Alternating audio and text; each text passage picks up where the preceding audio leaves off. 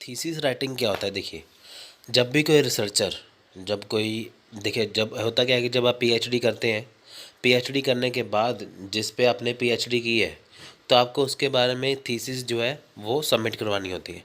अब थीसिस होता है क्या है कि जो एक रिसर्चर होता है, तो उसने जो अपने रिसर्च के दौरान जो चीज़ें फैक्ट वगैरह, जो चीज़ें सब कुछ जो डाटा इकट्ठा किया है, उसे उसे उसको वह जो रिसर्चर है वो थीसिस के रूप में सभी के सामने पेश करेगा। ठीक है फ्रेंड्स, तो देखते आइए जानते हैं। देखिए, the word thesis is use to refer to the whole text represent a particular type of report on the research और प्रोग्राम ऑफ स्टडी। देखिए, जो थीसिस जो है वो कहाँ पे इस्तेमाल किया जाता है कि whole text represent a particular type of report, यानी कि होल टेक्स्ट यानी कि एक ऐसा टेक्स्ट जो पूरी टाइप ऑफ रिपोर्ट, यानी कि एक रिसर्चर की जो रिपोर्ट होती है वो किस पे आधारित है, किस पे बेस्ड है, तो एक ही जो उसका टेक्स्ट है, जो टाइटल है, उससे वो समझ में आ जाता है। यानी कि सिंपल सी बात कहें तो जो वर्ड थीसिस जो वर्ड है वो जो रिसर्चर है उसकी पूरी की पूरी रिपोर्ट को जो वो पेश करता है उसे थीसिस कहा जाता है। Thesis is a long document with specific feature such as abstract, conclusion, bibliography, etc. ठीक है फ्रेंड्स, तो यानी कि जो थीसिस है वो एक लॉन्ग डॉक्यूमेंट है जिसमें क्या होता है, जिसमें एब्स्ट्रैक्ट भी है, जिसमें कंक्लूजन भी है, जिसमें बिब्लोग्राफी भी है।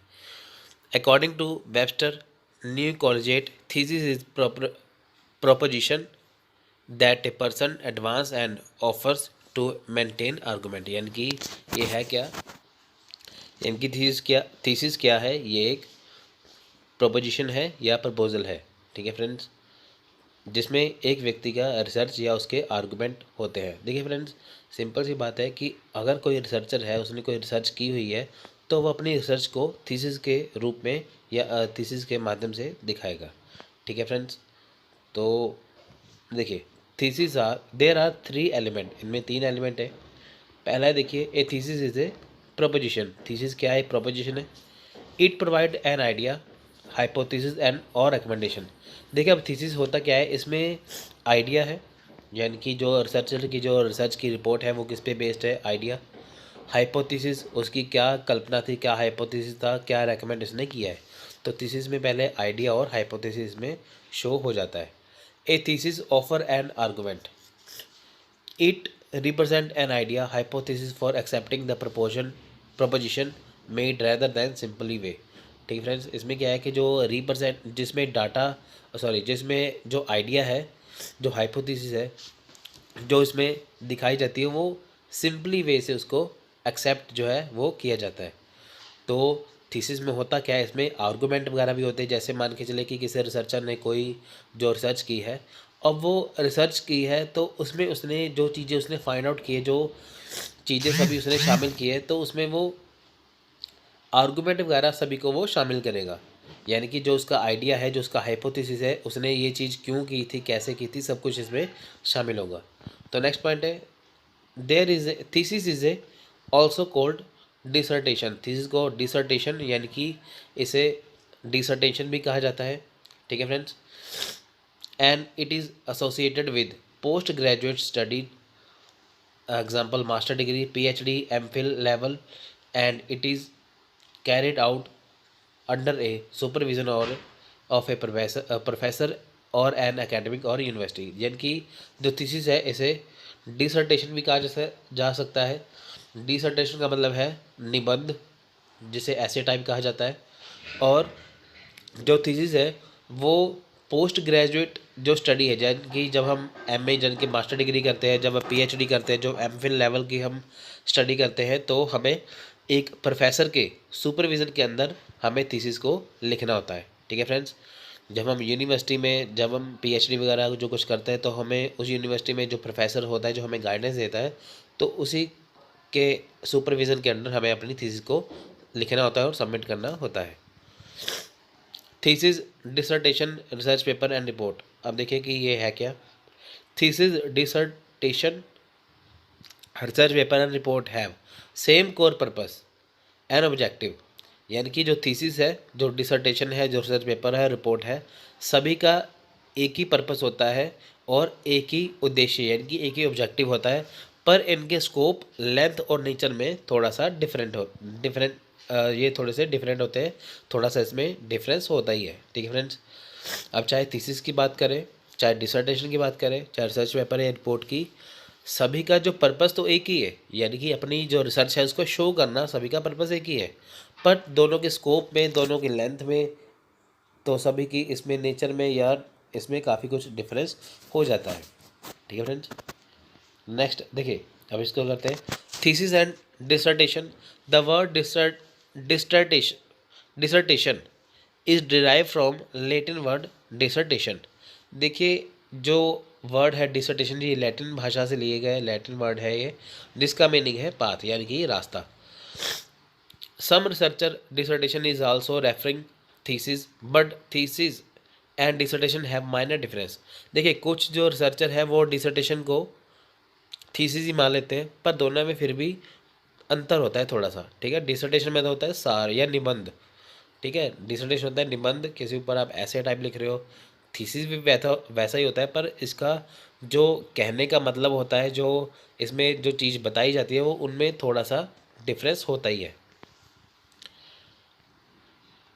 Thesis and research paper. अब देखिए थीसिस एंड रिसर्च पेपर में क्या डिफरेंस है। Research paper is a collection of different part of information about topic of research. अब जो रिसर्च पेपर क्या है, ये कलेक्शन ऑफ डिफरेंट पार्ट है इंफॉर्मेशन का, यानी कि अगर टॉपिक जो रिसर्च का कोई भी टॉपिक, यानी कि मान के चलते हैं कि किसी टॉपिक के ऊपर कोई रिसर्च की गई है, उसके डिफरेंट डिफरेंट पार्ट की जो इन्फॉर्मेशन है वो रिसर्च पेपर में की जाती है। यानी कि सिंपल सी बात कहें तो जो रिसर्च पेपर होता क्या है, जो कोई भी टॉपिक है रिसर्च का, उसके अकॉर्डिंग जो भी इन्फॉर्मेशन इकट्ठी की गई है, जो जो उसके पार्ट है, वो एक जगह पे लिखी जाती है, जिसे रिसर्च पेपर कहा जाता है। And more than a review of literature in a field, research paper is written form as a part of subjective topic। अब देखिए जो रिसर्च टॉपिक है वो किसका पार्ट है, वो सब्जेक्टिव टॉपिक का पार्ट है। Research paper is shorter than A thesis and consist of extensive research and strict methodology. देखिए जो रिसर्च पेपर है वो थीसिस से थोड़ा सा शॉर्ट होता है, जबकि थीसिस बहुत ज़्यादा गहराई में बताई जाती है, तो इतना ये होता नहीं है, इसकी इतनी लेंथ नहीं होती है, थोड़ा सा शॉर्ट होता है। ठीक है friends. Research paper can be written in several days, but thesis must have more time for research in describe format. देखिए जो रिसर्च पेपर है, इन दोनों अब रिसर्च पेपर ही लिखा जाता है, बट जो थीसिस है उसमें बहुत ज़्यादा टाइम लगता है। अगर हम रिसर्च लिखने बैठे तो हमें अगर हम थीसिस लिखने बैठे रिसर्च वर्क की, तो हमें एक अच्छे फॉर्मेट में, एक डिस्क्राइब फॉर्मेट में लिखना पड़ेगा, तो उसको बहुत ज़्यादा समय लगेगा। अब देखिए friends, report and thesis. Report define is an orderly and objective of factual information provide for specific audience and specific purpose. अब देखिए जो रिपोर्ट है वो क्या डिफाइन करता है, एक ऑर्डर वाइज सीक्वेंस प्रोवाइड करता है, पहली बात तो ये है। फिर इसका ऑब्जेक्टिव क्या है, कि जो फैक्चुअल इन्फॉर्मेशन है, यानी कि जो फैक्ट या जो तथ्य इकट्ठे किए गए हैं रिसर्च के रिगार्डिंग, उसको प्रोवाइड कराना। किसके लिए प्रोवाइड कराना, स्पेशल ऑडियंस, स्पेसिफिक ऑडियंस और स्पेसिफिक पर्पस। देखिए स्पेसिफिक ऑडियंस क्या है, यहाँ पे एक वर्ड आया है स्पेसिफिक ऑडियंस। ऑडियंस ये है कि जो अभी आने वाले पीएचडी वाले स्टूडेंट हैं, जो आने वाले जो रिसर्चर है उनके लिए। ठीक है। ये कॉमन मैन के लिए नहीं है, जो आगे जाके रिसर्चर बनेंगे या जो पीएचडी वगैरह करेंगे, तो उनके लिए ये रिपोर्ट तैयार की जाती है कि ताकि उनको आगे जाके हेल्प हो जाए। ठीक है friends. Generally report word use in business organization, but some scholar called report as thesis.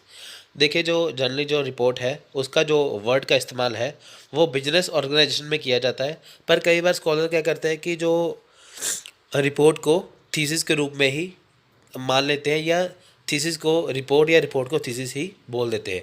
वैसे इसका वर्ड है नहीं रिपोर्ट, ये रिपोर्ट वैसे बिजनेस ऑर्गेनाइजेशन में की जाती है, तो स्कॉलर कई बार इसको कह देते हैं। ठीक है। Report does not provide new concept and new knowledge, but thesis provide perspective and conclusion with result of new knowledge. देखिए जो रिपोर्ट होती है वो कभी भी वो न्यू कंसेप्ट और न्यू नॉलेज को प्रोवाइड नहीं करवाता, तो बट जो थीसिस होती है वही न्यू कंसेप्ट को प्रोवाइड करवाता है। आपको देखिए एग्ज़ाम में बड़ा ही स्मार्ट क्वेश्चन पूछ सकते हैं कि जो रिपोर्ट होती है, ठीक है, तो आपको सिंपल सा क्वेश्चन पूछ सकते हैं कि न्यू कंसेप्ट और न्यू नॉलेज को प्रोवाइड कौन नहीं करवाता। ठीक है फ्रेंड्स, तो आपको टिक करना है रिपोर्ट पे। रिपोर्ट क्या होती है कि आपको यहाँ पे न्यू कंसेप्ट और न्यू नॉलेज नहीं बताया जाता। ये कहाँ बताया जाता है? थीसिस में।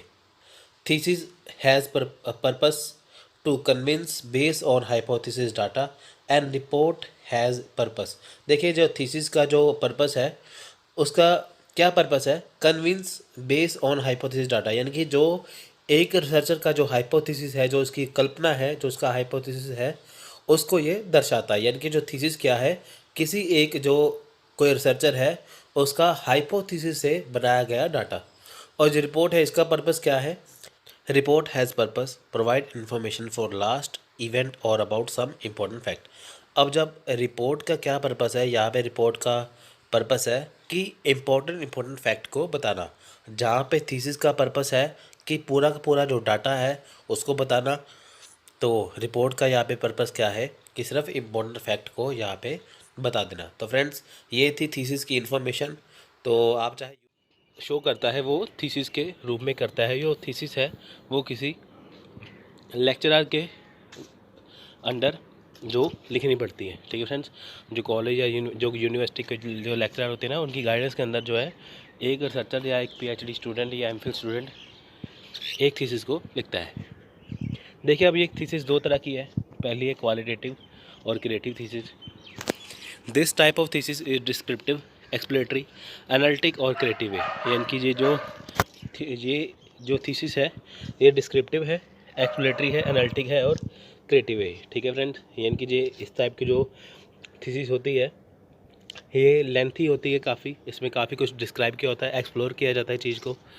Arts and humanities graduate student are working this type of thesis. देखिए, सबसे इंपॉर्टेंट क्वेश्चन है, आपको एक क्वेश्चन आ सकता है पेपर में कि आर्ट्स और ह्यूमैनिटी के स्टूडेंट किस टाइप की थीसिस में वर्क करते हैं, तो होता है क्वालिटेटिव। ठीक है फ्रेंड्स, यानी कि आर्ट्स और ह्यूमैनिटीज़ के जो स्टूडेंट होते हैं वो क्वालिटेटिव या क्रिएटिव थीसिस का प्रयोग करते हैं। तो नेक्स्ट है क्वांटिटेटिव थीसिस। देखो friends, probably science graduate student are working this type of thesis which provide contain data piece of information made by scientific devices and recorded numerically on some type of scale। देखिए, quantitative का मतलब कि यही है कि quant यानी कि calculation यानी कि गणना। ठीक है फ्रेंड्स, अब ये साइंस के जो स्टूडेंट हैं वो इसके ऊपर वर्क करते हैं। इसमें क्या होता है? इन्फॉर्मेशन होती है, साथ में इसमें जो साइंटिफिक डिवाइसेस हैं, जो न्यूमेरिकली जो चीज़ें रिकॉर्ड की जाती हैं वो इसमें देखी जाती हैं। क्वालिटेटिव में हम रिसर्च की जो गुणवत्ता को देखते हैं, क्वालिटी को देखते हैं, तो क्वांटिटेटिव में थीसिस में हम इसकी मात्रा को देखते हैं। तो सबसे ज़्यादा यहाँ पे इम्पोर्टेंट ये बात है कि जो साइंस के स्टूडेंट हैं वो क्वांटिटेटिव थीसिस का प्रयोग करते हैं और क्वालिटेटिव का प्रयोग आर्ट्स एंड ह्यूमैनिटी के स्टूडेंट जो है वो प्रयोग करते हैं। आपको पेपर में सीधा सा एक क्वेश्चन आ सकता है। देखिए, thesis report can be classified into 3 category. अब जो थीसिस रिपोर्ट है वो 3 कैटेगरी में क्लासीफाई की जा सकती है, वर्गीकृत की जा सकती है। देखिए, पहला है इंट्रोडक्शन पार्ट, दूसरा है बॉडी ऑफ द रिपोर्ट, तीसरा है the ending of the report. तो सबसे पहले बात है कि जो थीसिस की जो रिपोर्ट है वो 3 भागों में बढ़ती है। पहले इंट्रोडक्शन हो गया, पहले किसी भी चीज़ की इंट्रोडक्शन होती है, फिर बॉडी होती है मेन, उसके बाद एंडिंग ऑफ द रिपोर्ट। ठीक है फ्रेंड्स, अब देखिए इंट्रोडक्शन पार्ट में क्या होता है। जब हम थीसिस लिखने जाते हैं इंट्रोडक्शन पार्ट में सबसे पहले टाइटल पेज, ठीक है, पेज का टाइटल होता है सबसे पहले। देखिए, टाइटल पेज में क्या होगा? It consist of a title name, date of submission, logo supervisor name and designation, researcher name and name of university department college etcetera. तो पहले बार टाइटल पेज में क्या होगा? टाइटल नेम होगा कि रिसर्च किसके बारे में, क्या टाइटल है, कब ये सबमिट की गई थी। ठीक है, लोगो सुपरवाइज़र होगा यानी कि लोगो लगाया जाएगा उसके ऊपर। रिसर्चर जिसने किया है उसका नेम दिया जाएगा कि ये किसने रिसर्च की है, किसने सबमिट की है थीसिस। उसके बाद यूनिवर्सिटी कॉलेज का या डिपार्टमेंट का यहाँ पे नाम आएगा कि ये इस कॉलेज में था। ठीक है फ्रेंड्स, तो the title of the project should be clearly in the capital letter. जो टाइटल है प्रोजेक्ट का वो कैपिटल लेटर में होना चाहिए ताकि वो अच्छे से क्लियर हो सके। ठीक है फ्रेंड्स,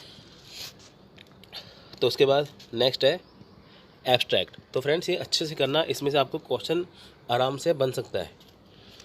एब्स्ट्रैक्ट में क्या है, देखिए एब्स्ट्रैक्ट का मतलब होता है सार। Abstract is a brief technically summary about research. अब एब्स्ट्रैक्ट क्या है, एक समरी है किसके बारे में, रिसर्च के बारे में। यानी कि एब्स्ट्रैक्ट में क्या होता है कि जो रिसर्च हम करते हैं उसके बारे में जो समरी दी जाती है कि ये किस चीज़ के बारे में है। यानी कि अगर हमें किसी रिसर्च के बारे में पता करना है तो उसके बारे में समरी दी जाती है कि ये रिसर्च इस पे आधारित है, इस पे बेस्ड है। वो किस में आता है, एब्स्ट्रैक्ट में। ठीक है। This include highlights of fact, analysis and recommendation.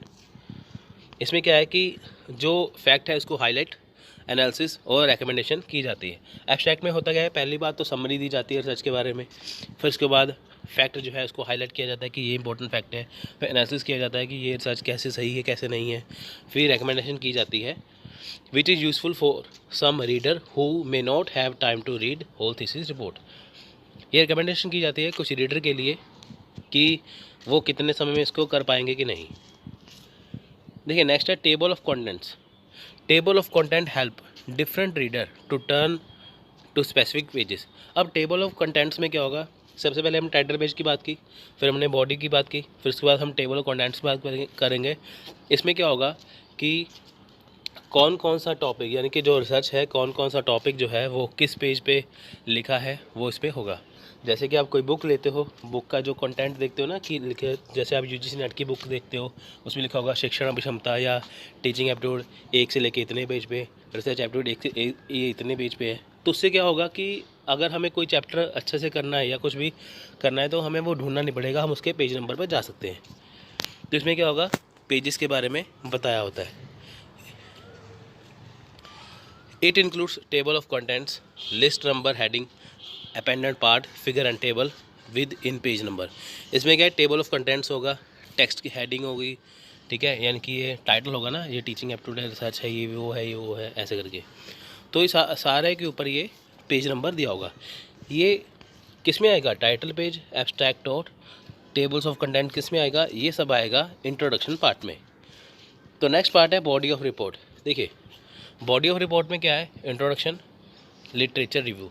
देखिए बॉडी ऑफ रिपोर्ट में पहले तो जिस चीज़ के बारे में रिसर्च की जा रही है उसका इंट्रोडक्शन देना बहुत ज़रूरी है, फिर उसके बाद लिटरेचर रिव्यू, ठीक है, यानी कि रिव्यू करके देखना कि जो चीज़ सही जो करवाई जा रही है उसका रिव्यू क्या है, वो सही है गलत है क्या है। मेथड, अब रिपोर्ट का मेथड क्या है, किस हिसाब से रिपोर्ट बनाई गई है। स्टैटिस्टिकल एनालिसिस, अब स्टैट्स देखना है इसमें, ठीक है, स्टैटिस्टिकल एनालिसिस जैसे हम देखें कि भारत में कितनी, इंडिया में कितनी गरीबी है, बेरोज़गारी है, एजुकेशन कितनी है, तो वो स्टैटिस्टिकल डाटा उसका एनालिसिस करके देखना कि वाकई जो रिपोर्ट में दिया गया है क्या वाकई सचमुच ऐसा ही है कि वहाँ पे कुछ कम ज़्यादा है। नेक्स्ट है कंक्लूजन एंड रिकमेंडेशन। देखिए इसमें क्या है कि कंक्लूजन और रिकमेंडेशन होगा, इसमें निष्कर्ष जरूर होगा, कंक्लूजन जरूर होगा कि ये जो रिपोर्ट है वो सही है नहीं है, और रेकमेंड के लिए बताई जा सकती है कि ये पार्ट आप वहाँ से भी देख सकते हो। तब देखते हैं, देखिए जो हमने 5 ये पार्ट अभी देखे हैं बॉडी ऑफ रिपोर्ट के, इसको ब्रीफली तरीके से देखते हैं। तो इंट्रोडक्शन में क्या पहले क्या होगा, देखिए बॉडी ऑफ रिपोर्ट का जो इंट्रोडक्शन है, ये पहले वाला इंट्रोडक्शन थोड़ा सा डिफरेंट है। इसमें क्या है कि देखिए इंट्रोडक्शन में पर्पस ऑफ द स्टडी, पहले स्टडी का पर्पस किसके लिए बनाई गई है, किसके लिए रिसर्च की गई है। Statement of the hypothesis of research question, अब इसमें हाइपोथेसिस ऑफ रिसर्च क्वेश्चन के बारे में स्टेटमेंट है, यानी कि जो रिसर्च की गई थी वो पहली बात तो है किसी हाइपोथेसिस पर बेस्ड है, वो हाइपोथेसिस क्या था उसके बारे में बताया जाता है। सिग्निफिकेंस ऑफ द स्टडी, ठीक है, स्टडी की विशेषताएं, यानी कि जो अभी रिसर्च की गई है उसकी विशेषताएं क्या है। डेफिनेशंस, ठीक है, डेफिनेशन होती है इसमें, परिभाषाएं, ये राइटर ने इसके बारे ये लिखा है, इसने राइटर ने ये लिखा है। डेलिमिशन यानी कि हदबंदी। लिमिटेशन एंड अजम्पशन, देखिए इसमें डेलिमिशन, लिमिटेशन एंड अजम्पशन भी होती है। तो डेलिमिशन को देखते हैं, देखिए factors that were control by the researcher. अब देखिए डेलिमिशन क्या होता है कि एक हदबंदी कर दी जाती है रिसर्चर के द्वारा कि किस फैक्टर को कितना लिखना है। देखिए हम किसी चीज़ के बारे में जितना मर्जी लिख सकते हैं, ठीक है friends.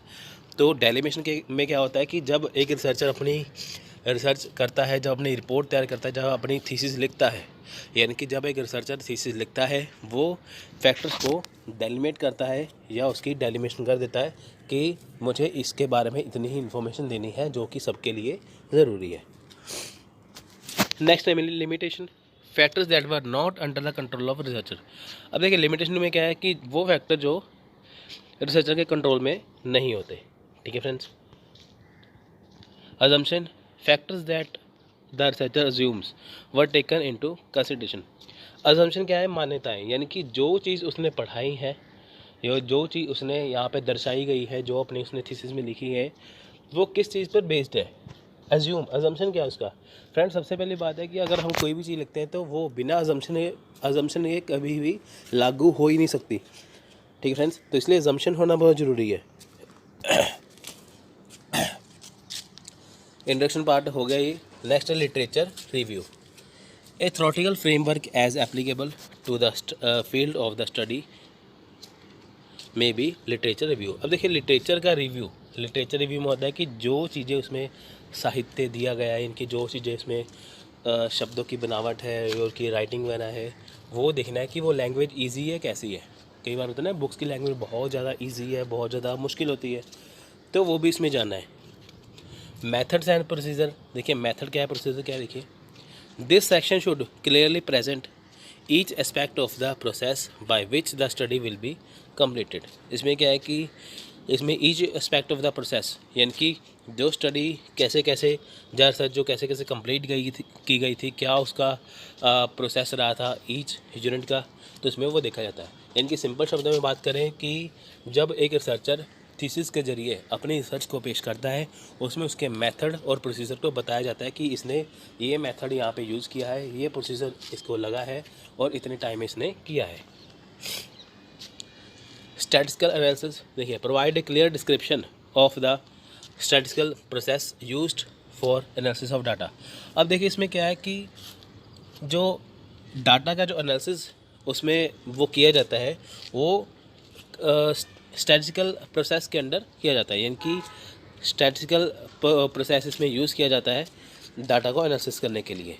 The type of statistical test should be reflective of the research hypothesis और क्वेश्चंस।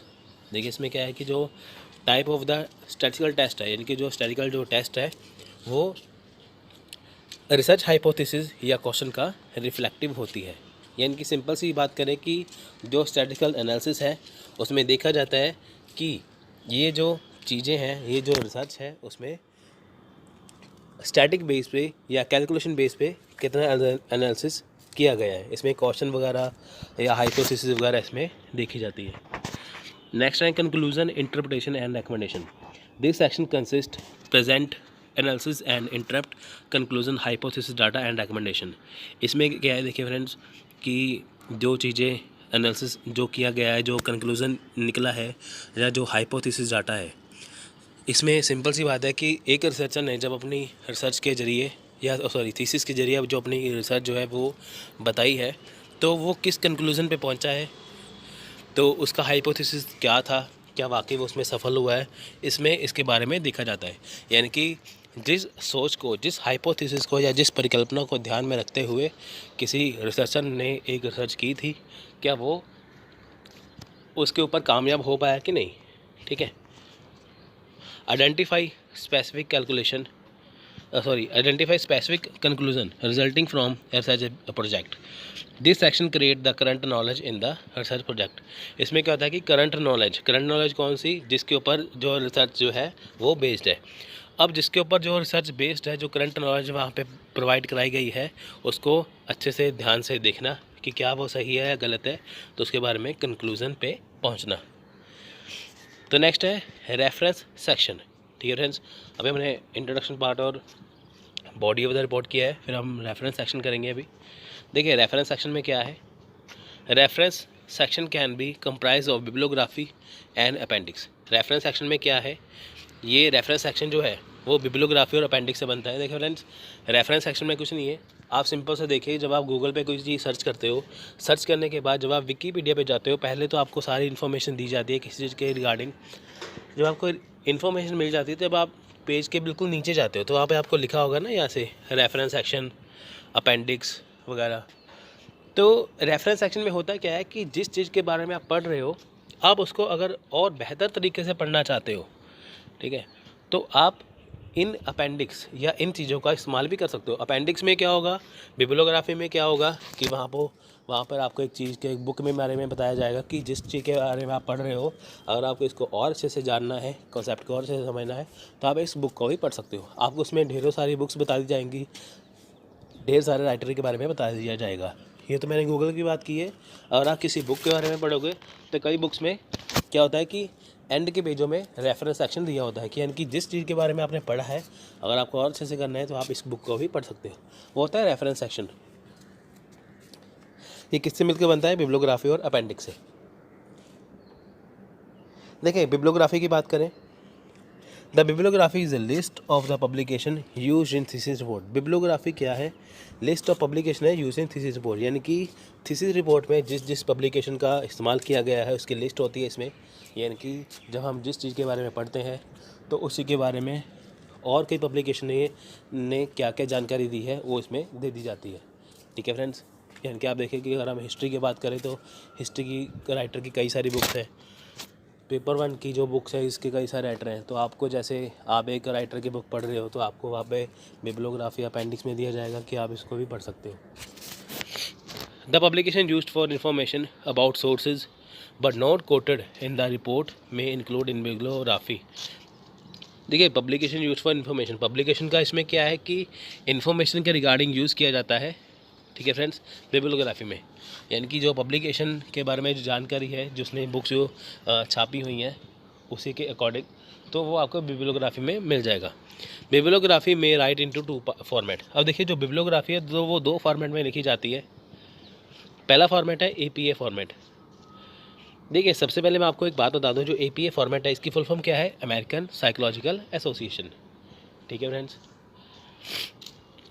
देखिए इसमें क्या है, author's name, authors last name, इसमें ऑथर्स का लास्ट नेम होता है क्या है, उसके बाद फर्स्ट इनिशियल यानी कि फर्स्ट डेट क्या है, इसको कब पहली बार प्रकाशित किया गया था, उसके बाद टाइटल ऑफ द आर्टिकल यानी कि जो आर्टिकल है जिस चीज़ के बारे में लिखा जा रहा है इसका टाइटल क्या है, टाइटल ऑफ इंसाइक्लोपीडिया यानी कि इसका पेजेस क्या है, इसका वॉल्यूम क्या है। इंसाइक्लोपीडिया होता है ना, जैसे कि ये कितनी मोटी बुक है, इसका वॉल्यूम कितना है, या एक पार्ट में है, दो पार्ट में, कितने पार्ट में है, इसके पेजेस कितने हैं।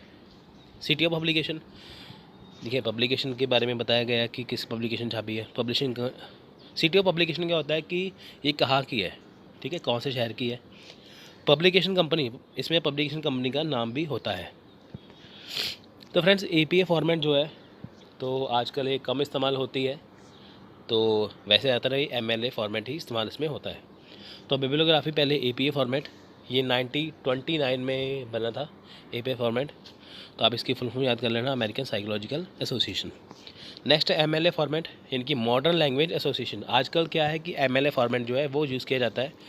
तो इसमें क्या है, ऑथर का लास्ट नेम, इसमें फर्स्ट नेम भी होता है, बुक का टाइटल क्या है, ठीक है। तो एडिशनल इन्फॉर्मेशन यानी कि बुक के बारे में एडिशनल इन्फॉर्मेशन भी इसमें दी जाती है। सिटी ऑफ पब्लिकेशन सेम ही है, पब्लिशिंग कंपनी भी सेम, और पब्लिकेशन डेट भी इसमें होती है। जैसे आप देखिए, आप एग्जांपल दिए, जैन मनीष, पहले क्या आएगा, उसका लास्ट नेम, ठीक है, ऑथर्स लास्ट नेम यहाँ पे लिखा है जैन, फिर उसका फर्स्ट नेम यहाँ पे आएगा, उसका फर्स्ट नेम। फिर बुक का टाइटल क्या है, fundamental of electronics. City of publication कहाँ की है, ये न्यू दिल्ली की। फिर पब्लिकेशन कंपनी कौन है, प्रेंटाइज हॉल ऑफ इंडिया। अब पब्लिकेशन डेट क्या है, 2010। आपको यहाँ पे एग्जांपल दी हुई है मैंने, ठीक है, आप दोबारा से देख सकते हो, MLA फॉर्मेट की। ऑथर्स का लास्ट नेम, तो ये ऑथर्स का लास्ट नेम आ गया जैन, फिर ऑथर्स का फर्स्ट नेम, ऑथर का फर्स्ट नेम आ गया, ठीक है, मनीष। फिर टाइटल क्या है, फंडामेंटल ऑफ इलेक्ट्रॉनिक्स। फिर सिटी ऑफ पब्लिकेशन कौन सी जगह पे है, न्यू दिल्ली में, publishing company Prentice Hall of India, और 2010 इसकी पब्लिशिंग डेट। तो ऐसे करके ये होता है। तो नेक्स्ट अपेंडिक्स की बात करें तो अपेंडिक्स, देखिए the appendix as its name implies is a tract on part. Appendix content are working paper, summary table, additional reference and other reports but not include chart, graph and table which directly support the report. अब देखिए appendix में क्या है, appendix में हम चीज़ें कौन कौन सी देख सकते हैं। पहली बात तो है इसमें हम वर्किंग पेपर देख सकते हैं, समरी टेबल यानी कि जो चीज़ें बताई गई हैं उसकी समरी क्या है, क्या क्या इसमें चीज़ें दर्ज की गई हैं, क्या क्या कौन कौन से चैप्टर में इसमें मिलेंगे, एडिशनल रेफरेंस में मिल जाएगा, इसमें अदर रिपोर्ट भी मिल जाएंगी, पर इसमें चार्ट, ग्राफ या टेबल्स वगैरह नहीं मिल पाएंगे, जो कि सबसे ज़्यादा महत्वपूर्ण होता है किसी रिपोर्ट के लिए। अगर अब हमें किसी रिपोर्ट के बारे में अच्छे से बताना है तो उसमें चार्ट, ग्राफ और टेबल का बहुत बढ़िया से इस्तेमाल किया जाता है, पर इसमें अपेंडिक्स में वो होता नहीं है। ठीक है फ्रेंड्स, देखिए मैकेनिक्स ऑफ रिपोर्ट राइटिंग। अब देखिए मैकेनिक्स ऑफ रिपोर्ट राइटिंग क्या है। पहली बात तो है फुट नोट और एंडिंग नोट। फुट नोट क्या है कि जब जो पेज है जो आप पढ़ रहे हो, बिल्कुल उसके नीचे जहाँ पे पेज की नंबरिंग की हुई होती है वहाँ पे फुट नोट लिखा जाता है। हेडिंग है, figure, proof reading, style of writing, table, pagination and summation. ठीक है फ्रेंड्स, तो देखिए रिपोर्ट राइटिंग की बात करें, पहले फुट नोट या एंडिंग नोट होता है, हर एक पेज के नीचे दिए जाता है फुट नोट। हेडिंग जो होती है कि जब आप पेज देखोगे उसके ऊपर है के ऊपर, जैसे आप टीचिंग एप्टीट्यूड का कोई चैप्टर पढ़ोगे उसके ऊपर सबसे पहले लिखा होगा, हर एक पेज पे लिखा होगा टीचिंग एप्टीट्यूड। फिर फिगर, ठीक है, कितनी मात्रा में कितनी फिगर आपको यहाँ पे दी गई है। ठीक है, प्रूफ रीडिंग, फिर उसके बाद स्टाइल ऑफ राइटिंग, किस राइटिंग में किस स्टाइल में ये दिया गया है। ठीक है, उसके बाद टेबल्स, फिर पेजिनेशन का मतलब होता है यहाँ पे बुक्स को नंबरिंग देना। ठीक है, पेज को नंबर देना होता है पेजिनेशन। सबमिशन, तब हम बात करेंगे फुट नोट और एंडिंग नोट की। देखिए footnote is bottom of page of book और मैन्युस्क्रिप्ट दैट कमेंट ऑन और cites a reference designation part of text. Some special word use in footnote और एंडिंग नोट। देखिए footnote क्या होता है कि पेज के सबसे बॉटम में सबसे नीचे होता है ये। ठीक है, ये क्या होता है, ये कमेंट होता है, यानी कि जो आपने चीज़ पढ़ी है, जिस चीज़ को आप पढ़ रहे हो, किसी आपने पॉइंट को पढ़ा है, तो उसके रेफरेंस के बारे में एक जो नीचे पेज पे लिखा होता है। ठीक है, एक टेक्स्ट होता है, वो उसे कहते हैं फुट नोट। यानी कि जो चीज़ आप पढ़ रहे हो उसके बारे में पेज के नीचे, बिल्कुल पेज के एंड में, बॉटम में लाइनें लिखी होती है। आप किसी भी राइटर की वैसे बुक देखोगे उसमें आपको मिल ही जाएगा आसानी से। इसमें क्या होता है कि सम स्पेशल वर्ड यूज़ किए जाते हैं। अब इसमें कुछ स्पेशल वर्ड इस्तेमाल किए जाते हैं जो आपको अट्रैक्ट करते हैं। ठीक है, यानी कि जो आपने बुक में पढ़ा तो है वो तो आपको समझ में आ ही गया है, तो इसमें कुछ स्पेशल वर्ड इस्तेमाल किए जाते हैं जो आपको आसानी से इसमें दिखाई देते हैं। ज़्यादातर ये पॉलिटिकल साइंस की बुक में होता है। ठीक है फ्रेंड्स, तो पहला क्वेश्चन है ये, identify the correct sequence of research step. अब देखिए कि जो रिसर्च स्टेप है उसका करेक्ट सीक्वेंस क्या होना चाहिए, ये इसमें आपको फाइंड आउट करना है। तो ये सितंबर 2013 का क्वेश्चन था ये। देखिए ऑप्शन आपके सामने दे रखा है ये ABCD, तो आप ये देख सकते हैं। तो इसका राइट आंसर जानते हैं क्या है, राइट आंसर है ऑप्शन नंबर A, यानी कि पहले सिलेक्शन ऑफ टॉपिक, तो पहले टॉपिक का सिलेक्शन करेंगे, फिर रिव्यू ऑफ लिटरेचर, उसके बाद डाटा कलेक्शन, फिर इंटरप्रिटेशन ऑफ फाइंडिंग्स। ठीक है फ्रेंड्स, ये इसमें आएगा ऑप्शन नंबर A में। तो नेक्स्ट क्वेश्चन है the core element of a dissertation are. अब देखिए जो कोर एलिमेंट क्या है डिसर्टेशन का, ये 2014 का क्वेश्चन था। तो आपके सामने ऑप्शन दे रखे हैं ABCD, तो इसका राइट आंसर है ऑप्शन नंबर D, यानी कि इंट्रोडक्शन।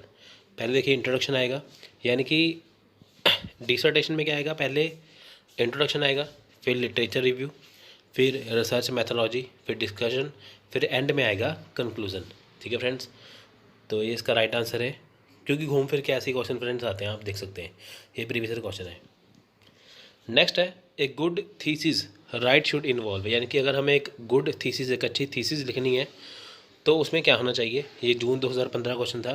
तो ऑप्शन नंबर ए है careful checking of reference, B consistencies in the way of thesis is writing, option number C a clear and well written abstract, या option number D all of the above. तो उसका right answer है D all of the above. Next question है ethical norms in research do not involve guideline for.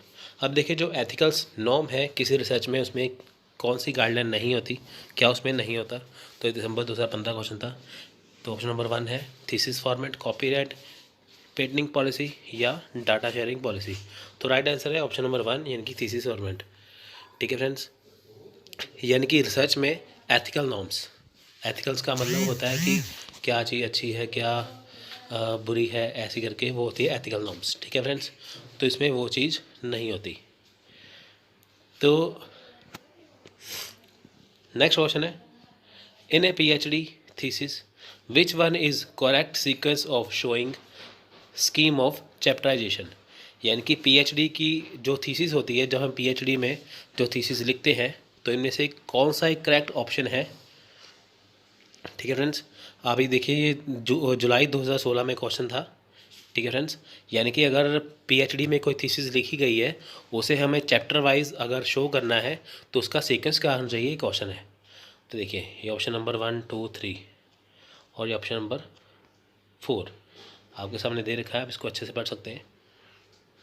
ठीक है, video को pause करके आप इसको पढ़ सकते हैं।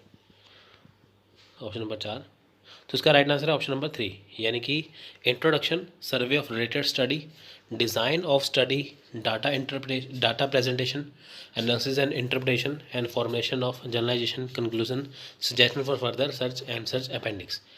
तो ये अगर आप पीएचडी में कोई थीसिस लिखते हैं तो उसका करेक्ट सीक्वेंस यही होता है। ठीक है फ्रेंड्स।